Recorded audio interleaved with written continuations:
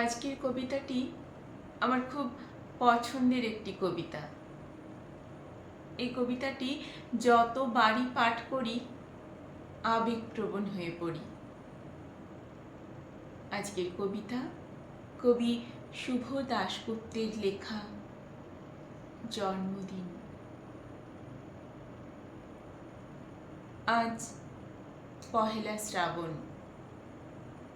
খোকন, আজ তোর জন্মদিন। তুই যখন জন্মেছিলি আমরা তখন যাদবপুরে গড়ে ওঠা কলোনির টালির ঘরে। তো স্কুল মাস্টার বাবা সেই হ্যারিকেনের আলো জ্বলা ঘরে আনন্দে আর খুশিতে ঝলমলে হয়ে উঠেছিলেন তুই আসার পর। তোর নাম রেখেছিলেন শকুনলাল। মানুষটার মনটা ছিল একেবারে পুরো শিশুর মতো। অভাবে অনটনে বেঁচে থাকার নানা দুর্বিপাকেও ভেঙে পড়তেন না কখনোই। সকলের ভালো চাইতেন। উনি বলতেন, দেখো একদিনই দেশের মানুষ ঠিক মুক্তি পাবে অশিক্ষা থেকে, দারিদ্র্য থেকে, শোষণ থেকে মুক্তি। আজ পহেলা শ্রাবণ। খোকন, আজ তোর জন্মদিন। তোর মনে আছে যাদবপুরের ভাঙা ঘরে মেঝেতে মেজো মাসির হাতে তৈরি আসনটা কেমন পেতে দিতাম? সামনে রাখতাম ঠাকুরের আসনে প্রদীপখানা। তুই বাবু হয়ে বসতিস চুপটি করে। আমরা একে একে তোকে ধানদব্য দিয়ে আশীর্বাদ করতাম। তোর বাবা বলতেন, বড় হও, মানুষ হও। তোর বাবার সে বন্ধু ঘোষ কাকু, উনি বলতেন, বেঁচে পড়তে থাকুক। তুই জিজ্ঞেস করতিস, মা পড়তে থাকা মানে কি মা? আমি বলতাম না কিছুই,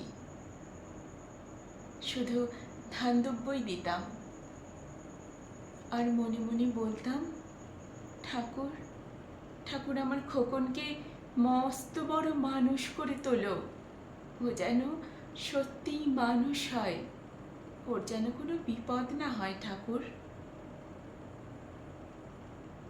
অভাবের সংসারে ওই একটা দিন বাড়তি পয়সায় দুধ নিতাম, পায়েস রান্না করে দিতাম তোকে।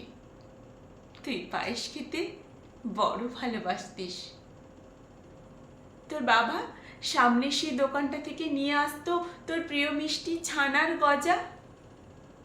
সামান্য স্কুল মাস্টারিতে কি বা হয়, ঘরে বসে ছাত্র পড়িয়ে আসতো কিছু।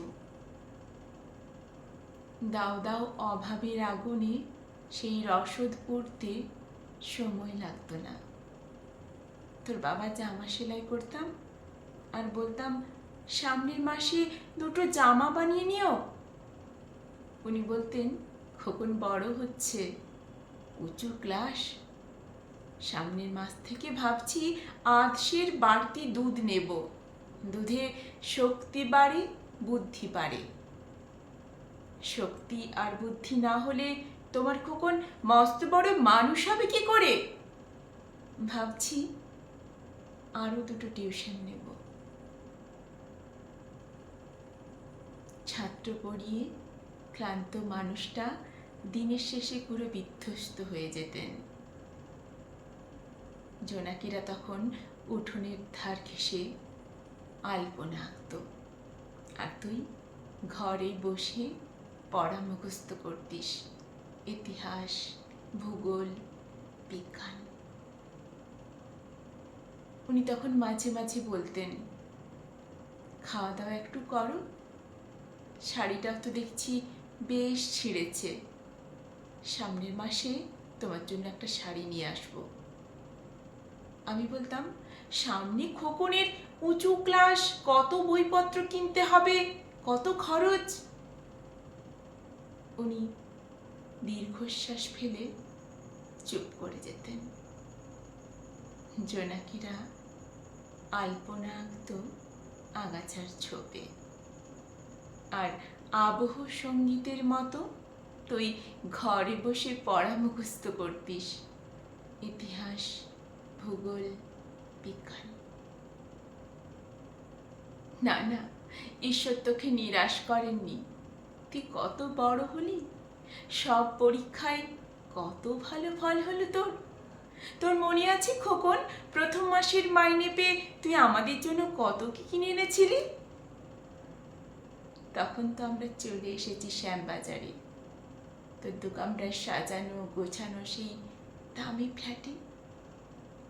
অফিস থেকেই তো গিয়েছিল। সেই বাড়ি, সেই ঘর, সেই বারান্দা আমার মনে পড়ছে। ওই ঘরেই সেদিন এক আশ্বিনের ঝোড়ো বিকেলে তোর বাবা যেদিন চলে গেলেন, তুই তোর বাবার বুকের উপর পড়ে হাপুস নয়নে কাঁদছিলি, আর সদ্য স্বামী হারা আমি সেদিন তোর সেই অসহায় মুখ দেখে আরো ভেঙে পড়েছিলাম। তোকে বুকে টেনে নিয়েছিলাম ছোটবেলার মতো, আর বলেছিলাম, কাঁদিস না খোকন, আমি তো আছি। হ্যাঁ, আমি তো আছি। আজ যাদবপুর থেকে অনেক দূরে মফস্বলের এই বৃদ্ধাশ্রমে আমি একেবারে একা খোকন। তোকে দেখতে বড় ইচ্ছে করছে, তোকে, বৌমাকে আর ছোট্ট বিট্টুকে। তোর মনে আছে খোকন, তুই যখন মাঝে মাঝে ভয় পেয়ে রাত্রে আমাকে জড়িয়ে ধরতিস, আমি তখন বলতাম, ভয় কি রে খোকন, যার মা থাকে তাকে কি ভূতে ধরে? তুই নিশ্চিন্ত হয়ে ঘুমিয়ে পড়তিস আমার বুক জুড়ে। তোর আধুনিক সংসারে এই বুড়িটার একটু ঠাঁই হলো না রে? প্রতিমাও তো মা, ওর তো আছে আমার খোকনের মতো কোল আলো করা এক চাঁদের টুকরো। কিন্তু সময়ের কি আশ্চর্য পরিবর্তন! এখন তুই বুঝি আর পায়েস খাস না, নারী খোকন? তুই জানিস না খোকন, আজ সকালে আমি পায়েস রান্না করেছি। হ্যাঁ, তোরই পাঠানো টাকায়। সেই পায়েসের বাটি সামনে নিয়ে বসে আছি। এই একলা ঘরে আর কেউ নেই খোকন। তুই একবার আসবি খোকন, একবার, শুধু একবার।